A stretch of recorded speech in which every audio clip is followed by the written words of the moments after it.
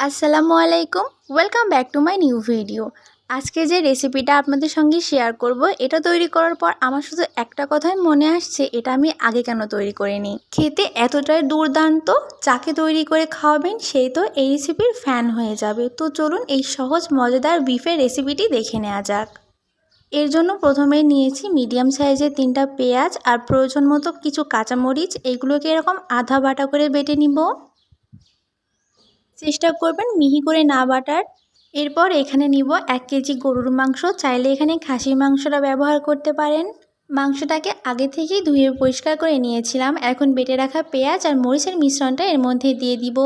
সাথে দিব 2 টেবিল চামচ আদা রসুন বাটা, দিব 1 চা চামচ জিরা বাটা, পরিমাণ মতো লবণ, 1 চা চামচ দিব ধনিয়া গুঁড়া, হাফ চা চামচ দিব ভাজা জিরা গুঁড়া। এখন দিব 8 থেকে 10টা এলাচ, দিব কিছু গোলমরিচ, দিব 10 থেকে 12টা লবঙ্গ, কিছু দারচিনি আর 3 থেকে 4টা তেজপাতা দিয়ে প্রথমে আগেই সবগুলো উপকরণকে খুব ভালো করে মাংসের সঙ্গে মিশিয়ে নিব। খুব ভালো করে মেশানো হয়ে গেলে এখন দেব 1/3 কাপ পরিমাণ রান্নার তেল দিয়ে আবারও খুব ভালো মতো করে মিশিয়ে রাখবো 10 মিনিটের জন্য। যে কোনো মাংস রান্নার আগে যদি ম্যারিনেট করে রাখা যায় তাহলে কিন্তু এই টেস্টটা অনেক সুন্দর আসে। 10 মিনিট পর এই মাংসটাকে আমি চুলায় বসিয়ে দিব। প্রথমে হাই হিটে আগে মাংসটাকে খুব ভালো মতো করে মশলার সঙ্গে কষিয়ে নিব।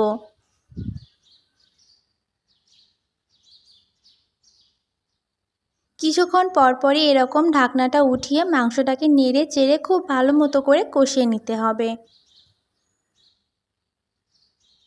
খুব ভালো মতো করে মাংসটাকে কষিয়ে নেওয়া হয়ে গেলে এখন এর মধ্যে অ্যাড করব 2 কাপ জাল করা দুধ। দুধটাকে জাল করে দেওয়ার চেষ্টা করবেন, কাঁচা দুধ দিলে অনেক সময় কেটে যাওয়ার ভয় থাকবে। এখন যেই পরিমাণ দুধ ব্যবহার করা হয়েছে ঠিক সেই সেম পরিমাণে 2 কাপ পরিমাণ পানি এখানে দিয়ে দিয়েছি। পানিটা দিয়ে এখন ঢাকনা দিয়ে দিব।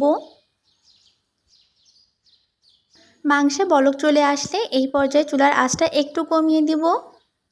এই পর্যায়ে কিছুক্ষণ পর পর ঢাকনাটা উঠিয়ে মাংসটাকে রান্না করে নিতে হবে যতক্ষণ না পর্যন্ত এটা পুরোপুরিভাবে রান্না হচ্ছে। দেখতে পারছেন এই পর্যায়ে মাংসের ঝোলটা অনেকটা কমে এসেছে। এইভাবে সময় নিয়ে এই মাংসটা রান্না করলে খেতেও কিন্তু অনেক মজা লাগে আর কালারটাও দেখতে পাচ্ছেন অনেক সুন্দর এসেছে। এই পর্যায়ে আমি কিছু কাঁচামরিচ দিচ্ছি, এখানে আস্ত কিছু কাঁচামরিচ দিয়েছি আর দিব হাফ চা চামচ জিরা গুঁড়া আর হাফ চা চামচ গরম মশলার গুঁড়া।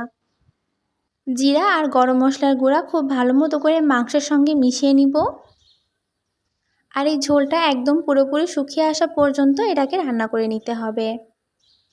কয়েকবার করে ঢাকনা উঠিয়ে নেড়ে চেড়ে এই মাংসটাকে রান্না করে নিলেই হয়ে যাবে। আমাদের এই মাংসটা একদম তৈরি হয়ে গেছে। কালার দেখতে পাচ্ছেন মাশাআল্লাহ কত সুন্দর হয়েছে আর কতটা লোভনীয় হয়েছে। এই রেসিপিটা দেখতে যেমন সুন্দর, খেতেও অনেক মজাদার। একবার যদি তৈরি করেন তাহলে কিন্তু বারবার তৈরি করা লাগবে। আর মাংসটাও অনেক সফট আর জুসি হয়। চাইলে এভাবে একবার তৈরি করে দেখতে পারেন, আশা করি অনেক বেশি ভালো লাগবে। দেখা হবে নতুন আরেকটি ভিডিওতে। আল্লাহ হাফেজ।